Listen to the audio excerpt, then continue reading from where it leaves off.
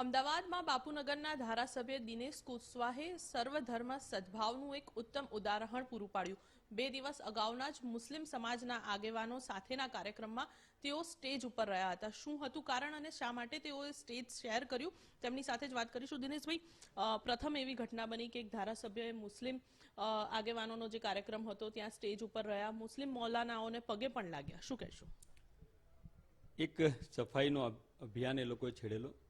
એ સફાઈ અભિયાન આગળ ચાલે એના માટે એક જે રીતના આપણે એક કંઈક કથા કરતા હોય એમના મૌલાનાઓને બોલાવીને એમણે એક પ્રોગ્રામ રાખ્યો હતો। એમાં મને ઇન્વાઇટ કર્યા હતા અને હું આ વિસ્તારનો ધારાસભ્ય હોવાના નાતે એમના પ્રોગ્રામમાં ગયો હતો। ક્યાંક એવા પણ ઓડિયો આવ્યા કે આપ અલ્લાહુ અકબર પણ બોલ્યા, મૌલાનાઓને પગે પણ લાગ્યા, સાથે હિન્દુત્વની પણ તમે વાત કરી। શું રજૂઆત કરી અને શા માટે આવું કરવું પડ્યું?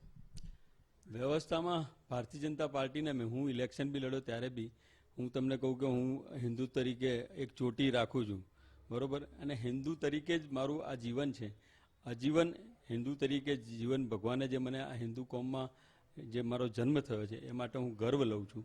અને સનાતન ધર્મ સાથે વળગેલા છે। સનાતન ધર્મમાં કોઈ બી ધર્મનો અનાદર નથી થતો। એ જ વિષયને લઈને અને સફાઈ અભિયાન એ અમારી એક નવી ઝુંબેશ છે।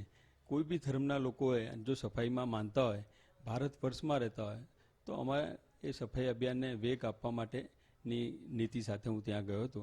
અને એમણે જે બોલેલા શબ્દો મેં કીધેલા અને મેં મારી રીતે કંઈ શબ્દો નથી, એ જે મૌલાના જે શબ્દો બોલતા હતા કે તમારામાં આવી રીતના જે આ નારા લાગે છે એ રીતના અમે બી અમારી રીતે નારા લાગતા હોઈએ, ધર્મ સાથે જોડાવું। અને મેં એમને કહેલું કે તમે બી સૌ એક રહીને નેક રહીને અને સારા કર્મો કરો, એવી વાત મેં એમને મૂકેલી।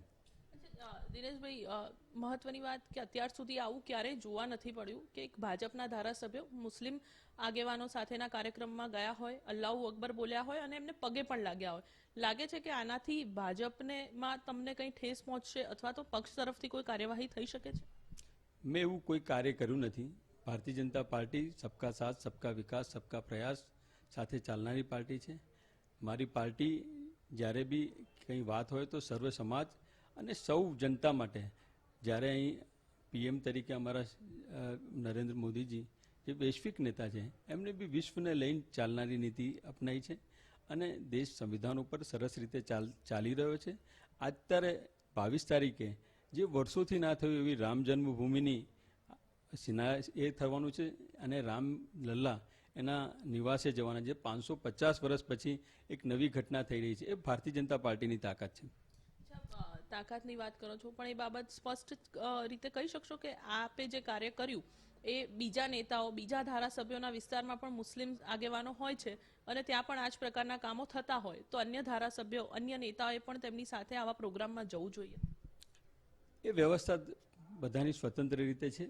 મને એવું કંઈ લાગ્યું નહીં। સ્વચ્છ ભારત અભિયાન માટેની અમારું ચળવળ છે અને એ લોકો સ્વચ્છ ભારતનું અને કંઈક સારું કાર્ય કરતા હોય તો અમે એમાં સહમત થતા હોઈએ છીએ।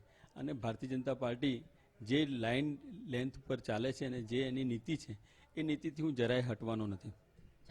પણ અન્ય નેતાઓએ પણ જવું જોઈએ કે ન જવું જોઈએ? અન્ય નેતાનો વિષય એ પોતાનો એમનો વિષય છે। મને એવું લાગ્યું કે આ સ્વચ્છતા અભિયાનમાં આ લોકોને મદદ કરવી જોઈએ। એ મદદના ભાવ સાથે એ લોકોને પ્રોત્સાહન થાય અને સ્વચ્છ ભારતમાં એ લોકો બી જોડાય, એ માટે હું ત્યાં ગયો હતો।